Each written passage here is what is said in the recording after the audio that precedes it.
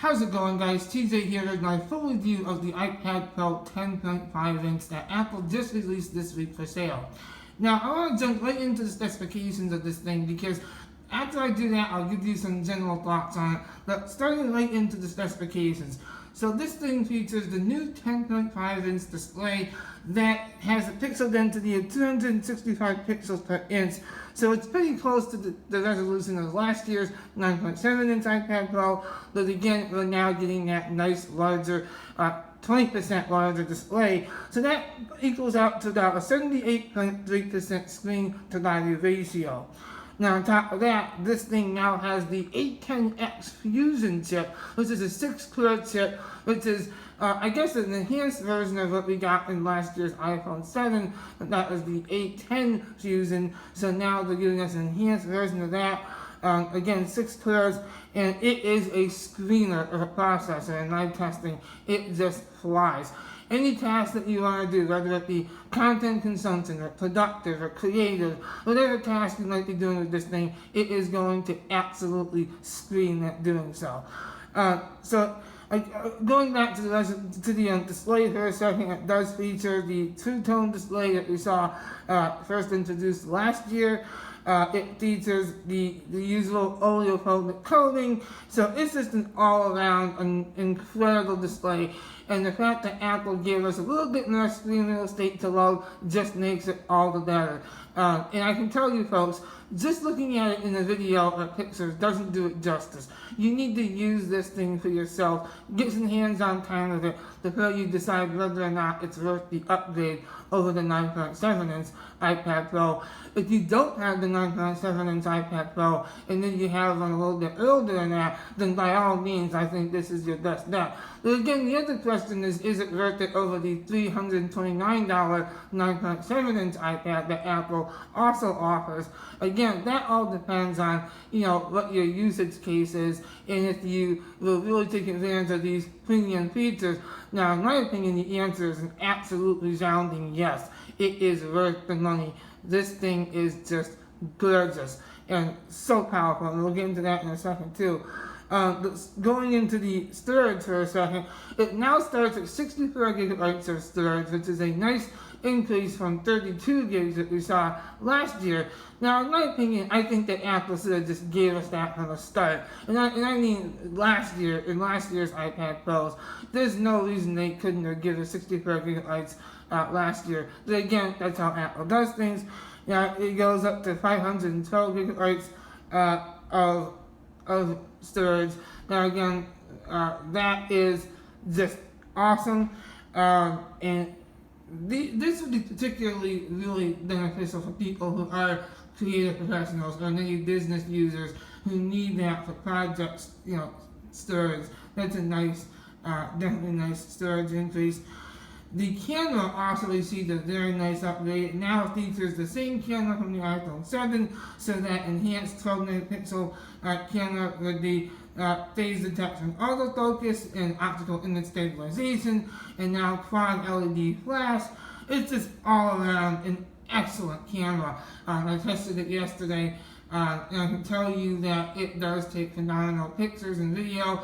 And while you might laugh, and a lot of people do make jokes about taking videos and photos with the iPad, but you know what, at the end of the day, if you do have a reason to do so, including Apple's new push for augmented reality, having that enhanced upgraded camera is definitely a nice thing to have, and it's no joke.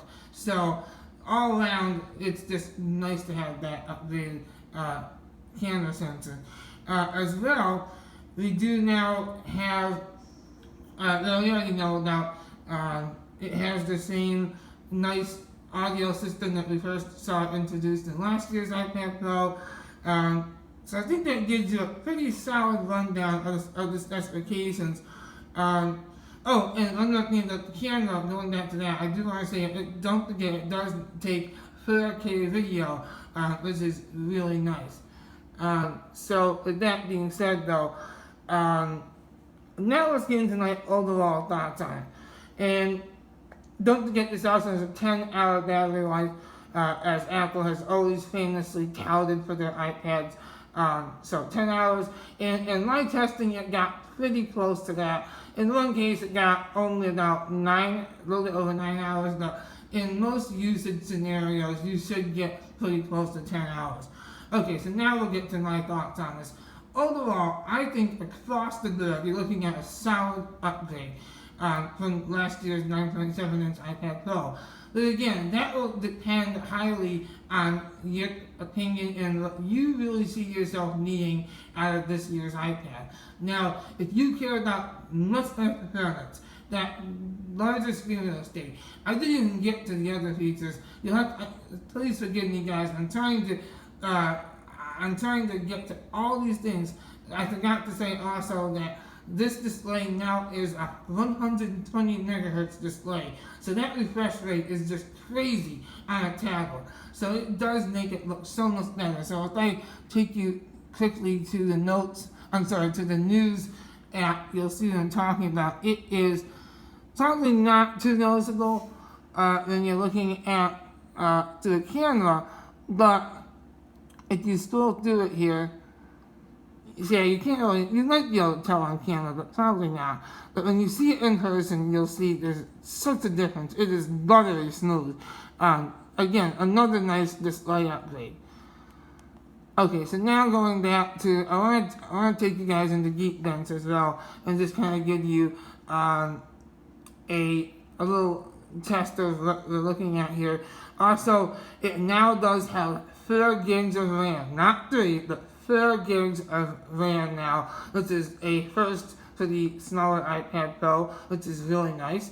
So across the board, like I was saying earlier, Apple really gave you a bunch of nice upgrades that, again, you could argue would have been nice to see last year, but this is how they continue selling iPads, you know.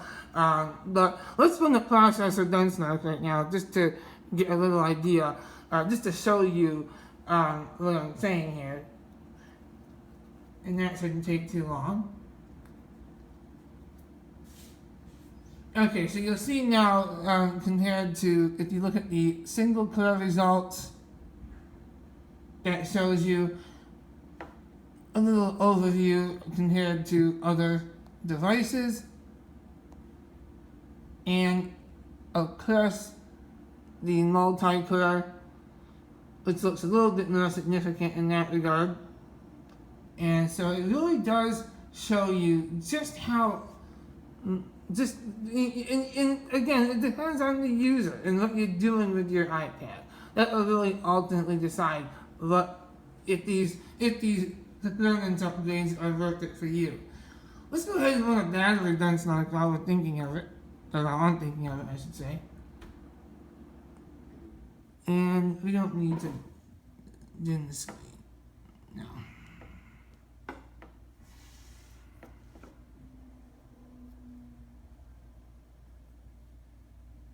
So that's running the battery test right now. And hopefully it loads faster. If you guys aren't interested in this, you can absolutely just close out of this video now, guys. I just wanted to show you this while we were in this video. I'm trying to do this review as thorough as I can. And while we're waiting for this to finish up, I will just say that, again, this does have the 30.4 watt-hour battery, so you're going to get, I think I also mentioned this earlier, the same 10 hours mostly, so a little bit bigger battery than what we found in the 9.7-inch iPad Pro from last year. And this is taking too long, so we're just going to say cancel. I apologize for that. Okay, so with that being said though, so there you go. It says that is 10.